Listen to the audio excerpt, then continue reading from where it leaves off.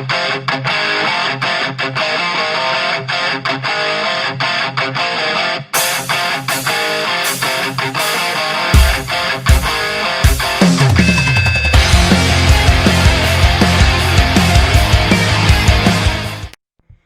hello everybody, this is Tim W. Leathertachi 1996, and welcome to part 2 of the two-part special of Godzilla FX. And like I said last week, here we have Godzilla the Animated Series, which is a literal direct sequel to the movie from last week. And here's why. Well, what happened was, in case there are some new fans out there, for 2020. And like I said in my video, Happy New Year, Happy New Year, Happy 2020, beginning of 2020, everybody. Anyways, well, after the movie was a big failure, and it was supposed to be a trilogy, they were supposed to do a movie trilogy with this version of Godzilla, but due to the sorry failure of the movie, it was decided that an animated series would be made, not wasting the idea. And literally, this series literally picks up where the movie left off. I mean, exactly right where the movie left off.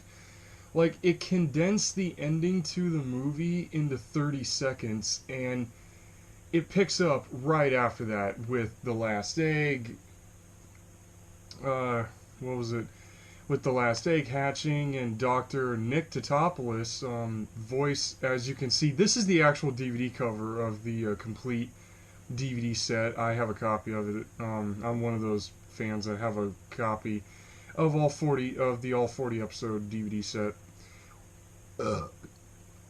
Excuse me, with this really awesome cover.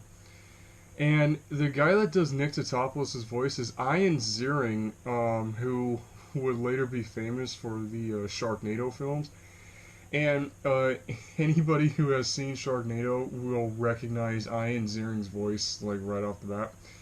Anyways, now, for an animated series, the special effects in this movie, from the designs of the monsters to the explosions to the military shooting the guns, it's for a 90s cartoon. I actually will admit the special effects for the series are actually really good.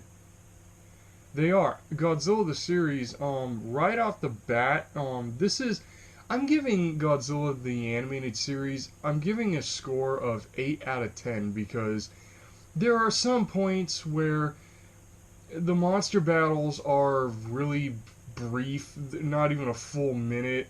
A couple of them aren't even a full minute, and some of them are like 3 minutes long, but still, it makes you wish that the monster battles were longer. And also, sometimes the animation looks a little weird, where you have, like, Godzilla the second, in the timeline here, in the TriStar timeline. When he fights other monsters, it looks very reminiscent of that hand puppet look from King Kong vs. Godzilla. So, yeah, those are the only two drawbacks, but other than that, everything from the sound effects to, especially the sound effects, one highlight that carries on throughout this entire 40 episode series are the sound effects for the monsters. All of them are roars and screeches that we've all heard before from animals and roars used for dinosaurs, and it's super cool. And especially this weird looking creature here. And yes, these pictures are out of sequence and everything else, but I only picked the best screenshots I was able to find, because 40 episodes, that this video would probably be like an hour long if I would have taken as much as I wanted to do the slideshow. Yeah, this video would be like an hour long. So yeah, and like I said, this creature here called Crustaceous Rex, it makes the bear growl. It does the sound of a bear mixed with the high pitched like deer squeal or whatever. It's blended really well. And then you have like some of the thing about the series is every monster that shows up, like they call Godzilla a mutation. Since he technically is a mutation, he's a mutated iguana, like I said in last week's review. And every creature is mutated something, like mutated scorpion, mutated Gila monster, mutated turtle, even a giant, even a, sorry about that, even a squadron of giant mutated hummingbirds. Yes, you heard me. Hummingbirds. Dead serious. There's a total of 61 monsters throughout this entire series, and the designs for them are insane. They're crazy. They're about as wacky as Crustaceous Rex here, and below him are the giant squid, are Architeuthis, natural Architeuthis, and then and one great monster design. Oh, then you have this thing called the Crackler. Yeah, one thing I gotta mention about each of these creatures through every episode is that they have interesting backstories, especially the Crackler. I'm not kidding about this. The Crackler is a monster that was born from some pissed off guy, from some dude who was secretly pissed off at his job and his neighbors, and his brainwave energy dissipated into the atmosphere and created the Crackler. I am not kidding. That's the actual explanation that they have for this creature. And it literally shoots electricity out of its hands, and it just goes around punching everything. And as you've seen in the last two screenshots, the monster designs are freaky. They have the monster designs for a cartoon. They actually do have detailing on them. I actually really like that. They do have a lot of detail to them, despite being a cartoon. You know, it's like mainly the shading. It's mainly the shading and the line detail they have is what makes the detail. But all the monster designs are awesome. And I don't know, just Godzilla the series, like I said last week, I really do love the movie. It's what got me introduced to Godzilla in the first place when I was little, but I love the animated series a lot better. And yes, the animated series, it fixes what the movie messed up. And yet, and here's a great shot of Godzilla roaring. There's a lot of shots in the animated series of close-ups of his face when he roars. It's just so funny when you look at the movie and then you look at this. You look at it and you're like, oh, that's what Godzilla looks like. If you put it simply, without all the detail, without all the CGI detail, it's like, oh, this is what Godzilla looks like. Okay. And I will say this, like I said with the movie, everyone calls this monster Zilla Jr. I call bullshit! I hate that name so much. I can't stand the fact that everybody calls this monster Zilla Jr. It's Godzilla Jr., okay? They say it throughout the whole series. Oh my god. Yeah, I'm not gonna rant on this movie. I'm not gonna rant on the animated series because I already did my rant on the movie, so I'm not doing that again. But anyways, despite the fact that there are literally about 9 or 10 parallels with the original 28 that the movie had, the animated series fixes a lot more than the movie, fixes what the movie messed up. Godzilla breathes fire. He literally breathes green fire, which is interesting, and he fights other giant monsters. You know, and his roar sounds like the Japanese one a lot, mixed with the roars from the movie. And I just like a lot of the special effects for a cartoon, all the explosions and everything. Oh, there's a lot of explosions in this show. The explosions, the monster designs, and the sound effects are all really good. I truly, I can see why fans, including myself, I can see why the animated series is so loved among Godzilla fans.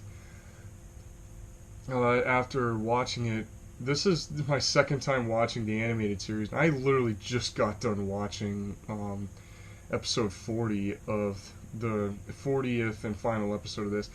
And what the animated series does, which I really like, is it does a lot of callbacks to the movie. And one such example, which is an awesome one, is this screenshot here. Now, the monster that Godzilla is staring at, it's Cyber Godzilla, and what in Cyber G's origin is basically well, let me talk about this before I get into Cyber G. There's this 3-part trilogy of the series here. There's these 3 episodes called the Monster Wars, and I kid you not, it's basically Destroy All Monsters.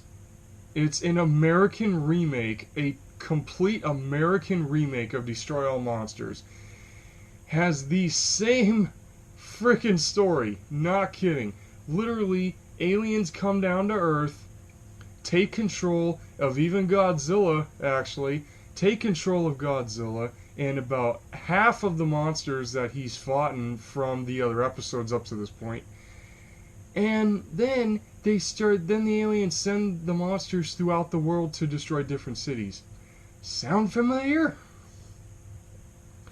It's just apparently fans love the Destroy All Monsters storyline, because this is about the 3rd time now we've seen this happen.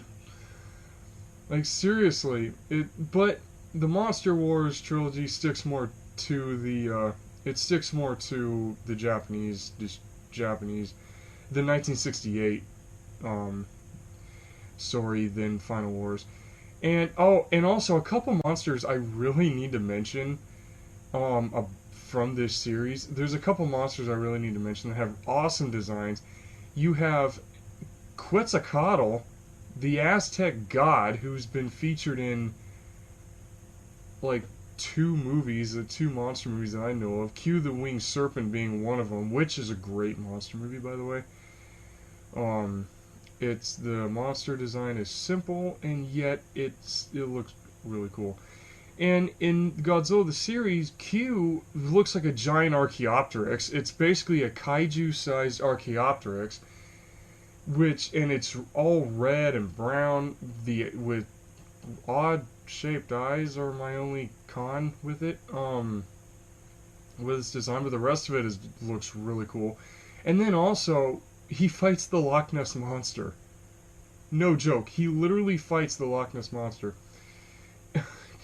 In Scotland, in Loch Ness, he literally takes on the Loch Ness Monster, but ends up helping her at the end of the episode when her baby gets stolen by this dickhead scientist. I mean, literally, the guy's a real dickhead. Anyways, what I was saying about Cyber Godzilla, I got sidetracked. I'm sorry about that, folks. What I was saying about Cyber Godzilla is that the aliens in Monster Wars, they took the body of the Godzilla from the movie and turned it into a cyborg.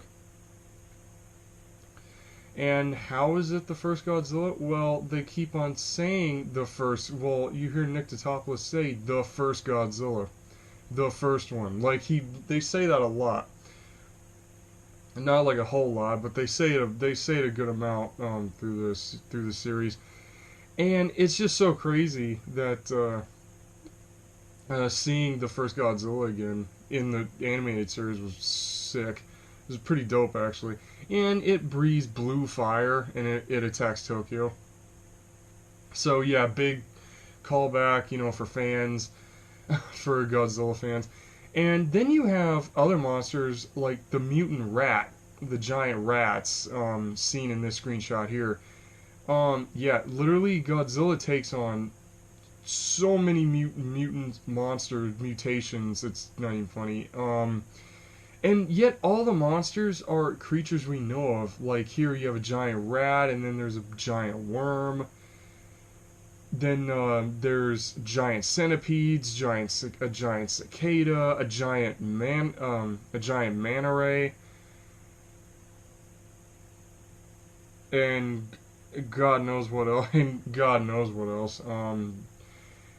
Yeah, I named off, but then there's like some monsters that are like, oh God, I can't even describe that. Anyone remember the creature named Medusa? By any chance? Yeah, I can't describe that thing. Y'all gonna have to look up a picture of that creature to get a sense of Medusa from from Godzilla. She's, oh my God, I can't even describe the thing. It's basically a blob with tentacles and a single giant eyeball and teeth. It looks like something out of a Lovecraft story. It truly does. And one thing I really gotta hand it to the animators for is not, I did mention the detail on the monsters, but what adds to the special effects of this animated series is what, if this was live action, would be the set design. There's a lot of realism in the buildings, and there's a lot of, just like the boats or the buildings or the helicopters or the tanks, there's a lot of detail put into them. And on top of that, when they show stuff destroyed, they show stuff destroyed. It literally looks awesome. It really looks great. And here, I mentioned at the beginning of this video a giant turtle. Well, here's the giant turtle right here. Yeah. And what I just find so funny is there's an episode, it's called End of the Line. I don't know why it's called that. I really don't. Where Godzilla, and I'm not kidding about this, Godzilla actually finds a mate. Dead serious. And everybody knows who Komodothrax is. The giant brown Komodo, that Komodo dragon that shoots blue fire. And this giant turtle, for some reason, keeps either picking on her or trying to grab her egg or something like that, and it just messes with her the turtle pisses her off the whole episode. It's like, dude, leave me alone already. That's basically what it looks like. And I just love the fact that they really try to make fans feel like they're watching the original 28 films. Godzilla comes up, fights other monsters. You know, it's just super cool. I just love this animated series. I really do. Well, I've only mentioned like only 2 cons from it at the very beginning of this. That's really it when it comes to effects cons. Other than that, I would recommend this to diehard Godzilla fans, or if you're a fan of animated series from the 90s, animated series like Men in Black, Jumanji, Extreme Ghostbusters,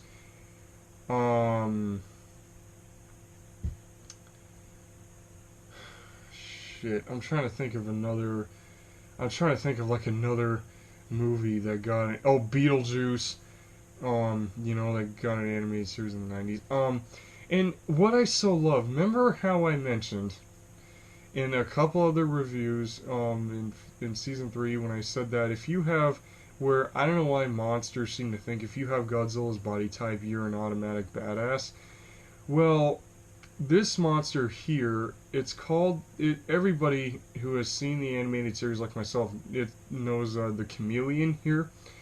And it's literally a chameleon, folks. This thing, you saw it at the very first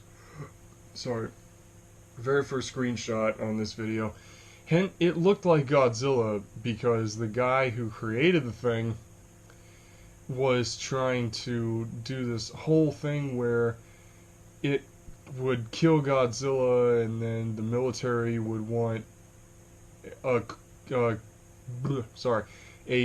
chameleon clone as part of their arsenal, and then the guy would get rich. Yeah. And the chameleon would frame Godzilla. It came in and roared like Godzilla and was trying to destroy New York City.